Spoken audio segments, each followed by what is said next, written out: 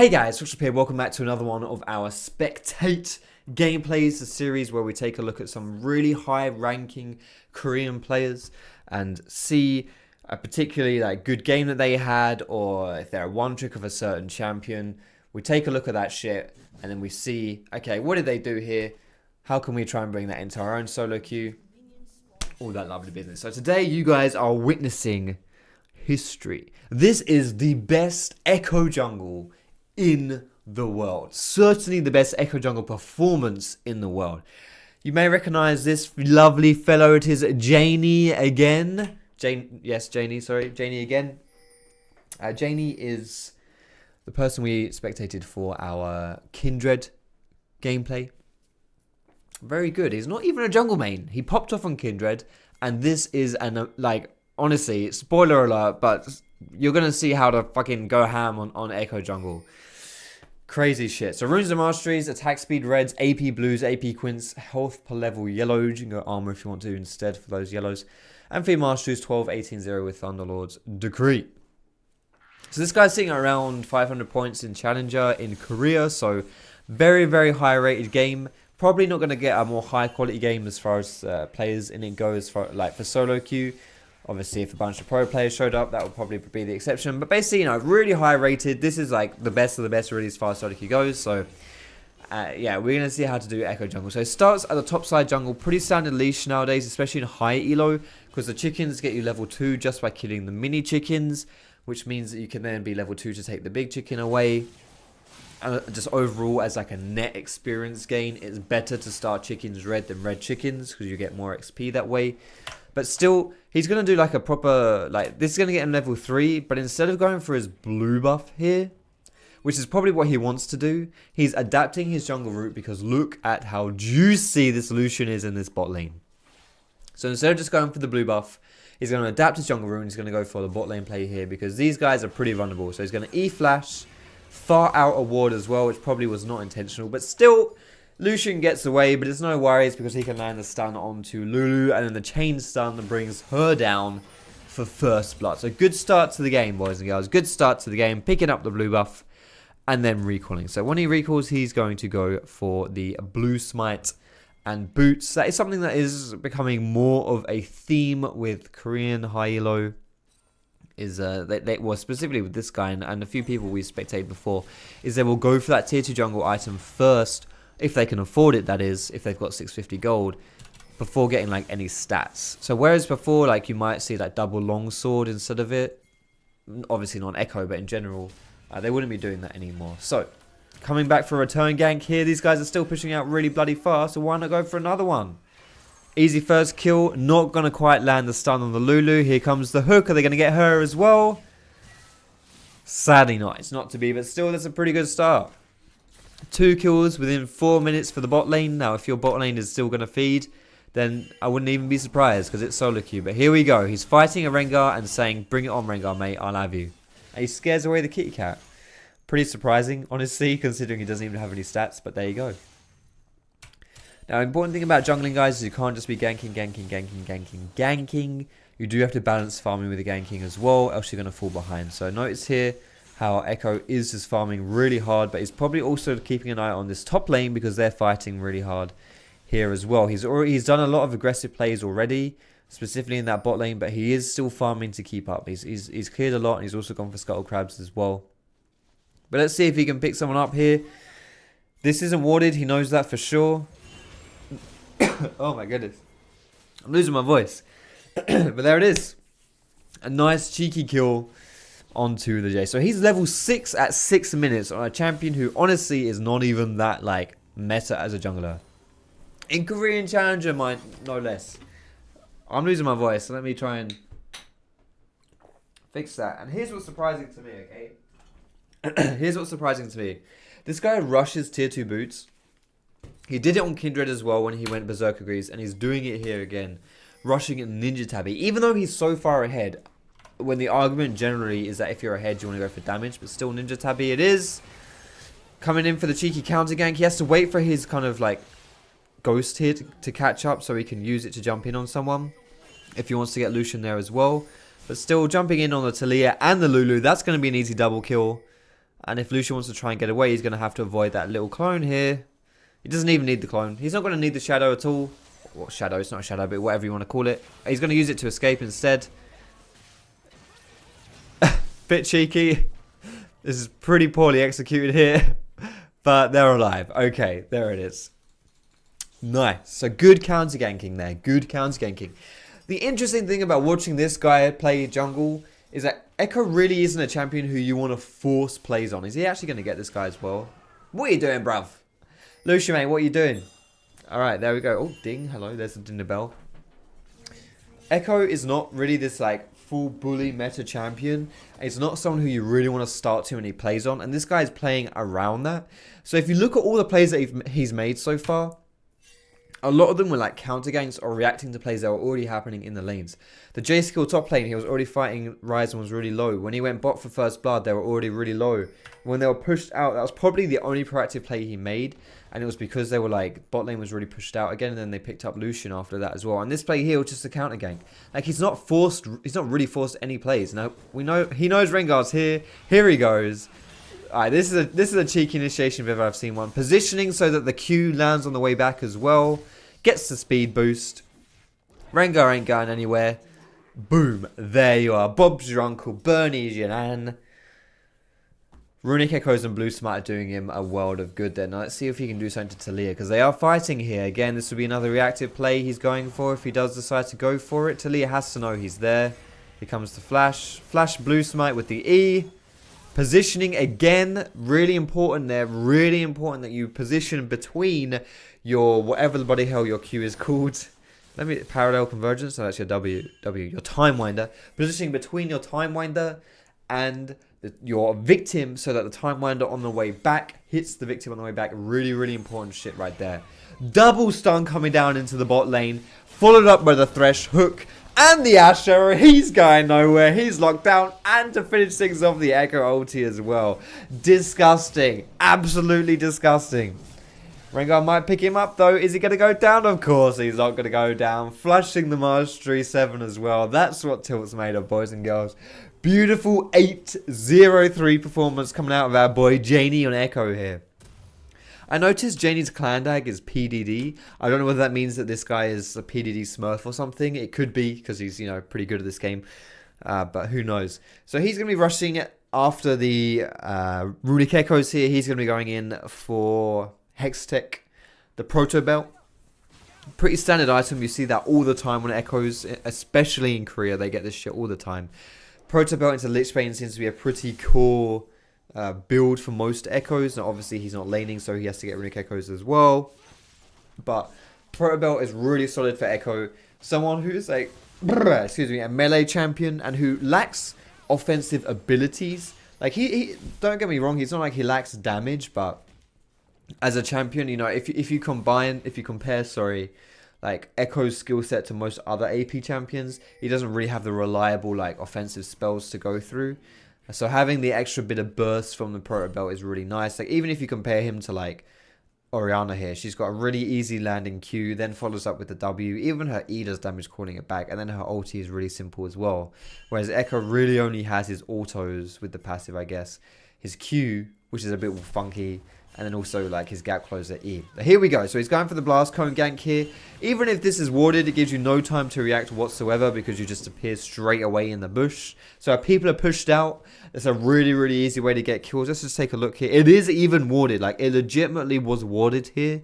But blast cone ganks you can't counter. Now because EKKO sees Rengar on the top side, really smart time to do something on the bot side of the map. You always want to be translating pressure where you can. So, or matching pressure, like opposite matching pressure. So if you see the enemy jungle on one side of the map, do something on the other side of the map. And honestly, that's kind of what Rengar was doing as well by seeing EKKO in this bot side, although I don't think he actually saw him there. But either way, by having EKKO bot side, Rengar was able to make a play top side, and that's how he got that top side, and he got the tower.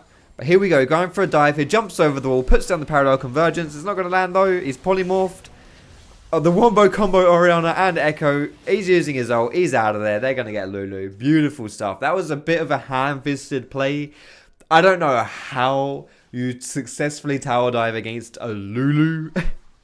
But he made it happen. These guys, well, I would say these guys, it's just EKKO's really far ahead. But even then, like, he's itemized a lot of gold into not actually a lot of damage. Like, at 12 minutes, I mean, this Rengar genuinely has the same amount of damage items as this EKKO has.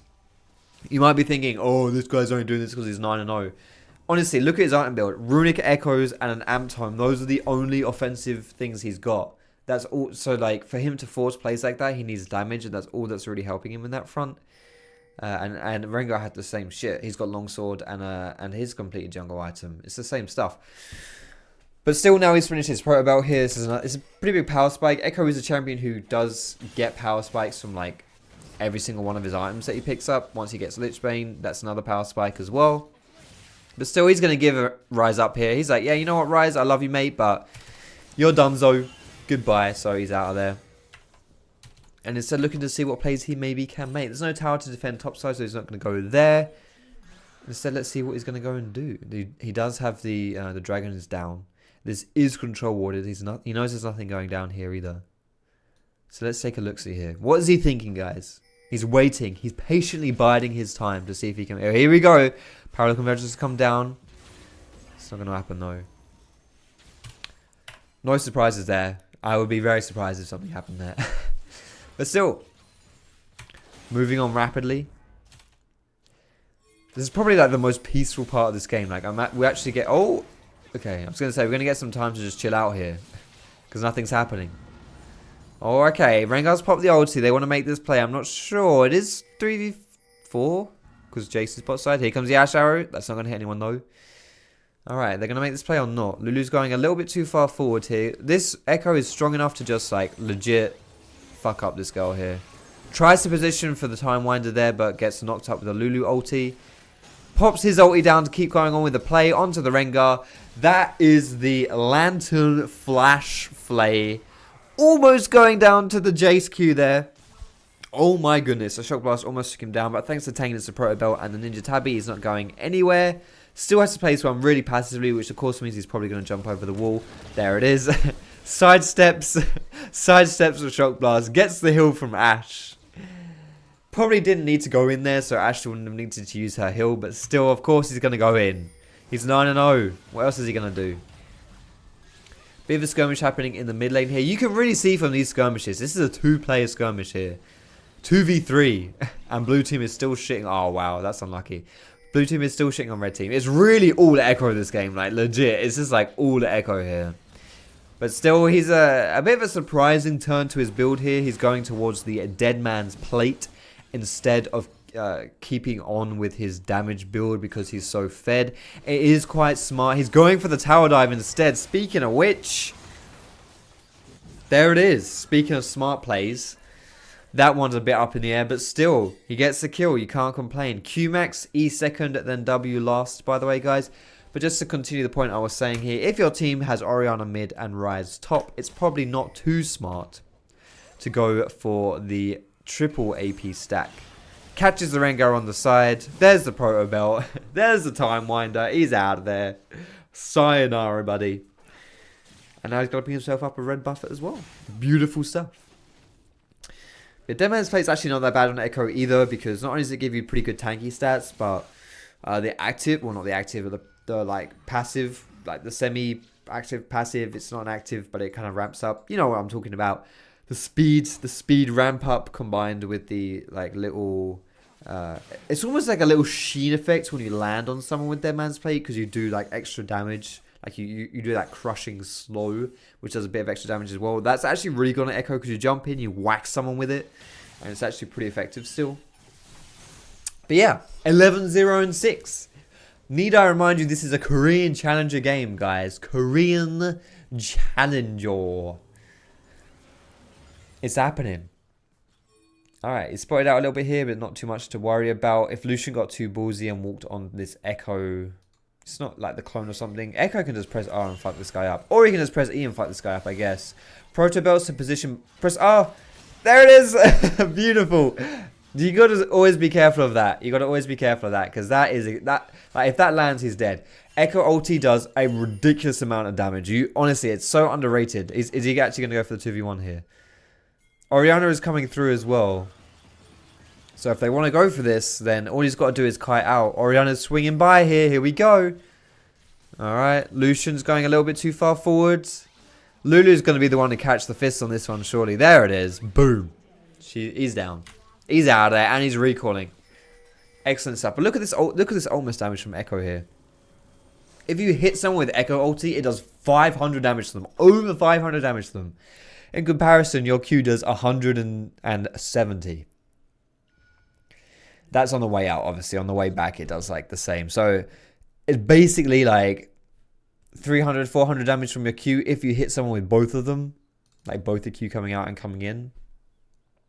About 400 damage. Maybe a bit more. But your ultimate essentially does the same, if not more damage than your Q if you hit someone with both the Q coming in and coming out. And you can also pop your passive with your ulti. If you hit someone with 2 hits and then your ulti and you pop your passive, boom. They're out of there. 100% out of there. Is my cam really far up here? It looks really far up. Either way, whatever. Oh, I didn't even notice. It's going in the Talia here. Alright, good shit. Go hard, my friend. Go hard. He's not done. He's not done. He should be done, but he's not. Pops his ultimate back into smacking Rengar around the face with that one. Trying to go ballsy on the Talia again, but he's getting a little bit too ballsy. And he's building into this Dead Man's Plate, as we can see. Let's speed this one up here. Almost going down again. I feel like, to be fair, whenever you have a perfect score in League, you have to get a little bit lucky. This guy feels like he's getting a little bit lucky here. But considering this is higher elo Korean plays here, boys, it's surprising that no one's surrendered here. Koreans surrender really, really fast. Legit. Anyway, he's finished his Dead Man's Plate here, boys. He's going to go push down the mid lane and suit that stuff up. But he should be looking towards the bot side, because this is where stuff is happening with his team. And as you can see, here he is. He's not even finishing the cannon minion, guys. That's how dedicated he is to this play. Whoopsie daisy, I'm missing the play here. So here we go. Oh my goodness, he's initiating the dive here. He's got the shield. He can use his ultimate as well to jump back into the fight if he wants to. Get the heal and drop the tower aggro as well. Finishing off the Jace here with the smite. Of course he is. He's going to smite him down. I thought Light retired. Apparently not. He's just reincarnated in Janie, the Korean challenger EKKO one trick. Well, it's not even a one trick. He plays everything. Do I need to say again, by the way, this is not even a jungle player. He's generally not even a jungle main. He rarely plays jungle at all. This guy's just a god, apparently. Alright. Pretty easy mid tower if he wants to take this one as well. They did kill quite a few people, so he can take this. But he will have to be careful and run away afterwards. Don't want to tempt fate too much, but having finished his Dead Man's Plate, we were talking about Lichbane being the next big power spike item for EKKO. He's going to go for a Lichbane here, most likely at least. He could go for Voice Off if he wanted to as well. But he is going to go for Lichbane, which makes a lot of sense. You can see the enemy team is starting to get quite a lot of MR. If they weren't so far behind, the enemy team would most likely just be like stacking MR. Like, it would be really hard for the red team here to win with this team comp, honestly. They'd have to protect Ashe like at all costs, because everyone would just be like getting a more amount Mortius, and then Abyssal coming through from Talia as well here. The Locket will be coming out of Lulu soon, most likely too, so it will be really hard for these guys to win team fights later on. But still, here comes Trump starting a play. Always segregating the team here. Builds the wall. And Rise following up the play. Easy peasy, 11 squeezy, as they say. But not too much going here, because sadly they did lose Orianna right at the beginning of this play. But unless they want to turn this one around, which I think is risky, he's already used his ultimate. I don't think you want to do that one, my friend. Alright, I thought they were just going to run away, but apparently Ashe is going to die as well. I'm very impressed, actually, at the blue team's ability to kind of stay in this game. I thought they'd be long gone, like completely out of it, but no, not so far. Oh, he's found Rengar. Is he going to go in on him? Come on, mate. I know you want it. He wants it, but he shouldn't. He knows he shouldn't either. He's going for it, though. He's going for it. And he's going to get him. Oh, maybe not. That's the more Mortius. That's scary. Nice. He's out. Orianna's come for the backup here. Talia as well. Jumps out of it. Oh, he has to flash. I think this is the first time he's flashed defensively this whole game. And he did it because he was 1v3ing in the enemy jungle. Alright, good shit. Picking out the dragon here as well. You have to imagine for the red team, Baron is... Fuck off. Did a fly just land on my face? I think a fly just landed on my face. What the fuck was that? You'd have to imagine at this stage of the game, Baron is a pretty big objective here. You just take it and you win the game, basically, if you're the red team. So they're definitely looking for it, and EKKO can certainly start plays here. He's gone for the elixir as well. If you go for elixir instead of actually, like... Well, he has got the Ether Wisp as well, but if you go for the elixir, that usually means, instead of just like saving gold, that usually means that you're looking to try and make something happen right now, which is, it would be a bit of an indicator that either they're just trying to fight or they're going for this Baron play. And as it turns out, it's a little bit of both. A fight around the Baron area. EKKO is not, it's not enough to stop EKKO as the Lulu. Takes out Lucian despite Lulu sitting on his dick. Then takes out Lucian as well. Bit of a how's your father. Bit of a reach around. There it is. Takes it down. How much longer this game do we have? Not much longer, guys. Not much longer at all. I'm going to apologize in advance, by the way. If this game cuts out before the end, it's not my fault. It's just the replays going crazy, because that happens. Replays are always buggy. But still, here we go. Ah, there it is. What did I say? What did I say? I knew this would happen. So, just as a little bit, I apologize for blue ballsing you, but this is what's going to happen. Like this, I don't know why this happens, but sometimes spectator games just don't end when they're meant to end. They end too early. But I'll tell you what happens here. EKKO gets, I haven't seen the full game obviously, because I can't, but EKKO gets like 3 more kills. They group up, that he gets 3 more kills. And then the enemy team surrenders. That's what happens. So I'm sorry you can't see the end of the game, guys. I'm sorry to play spoiler here. There is no miraculous comeback from the blue team. And yes, EKKO does deal out even more punishment than he's already dealt out this game. He's not done. He's still hungry for blood. But still, I'm going to peace out now, boys and girls, because that's the end. Not much more to say here.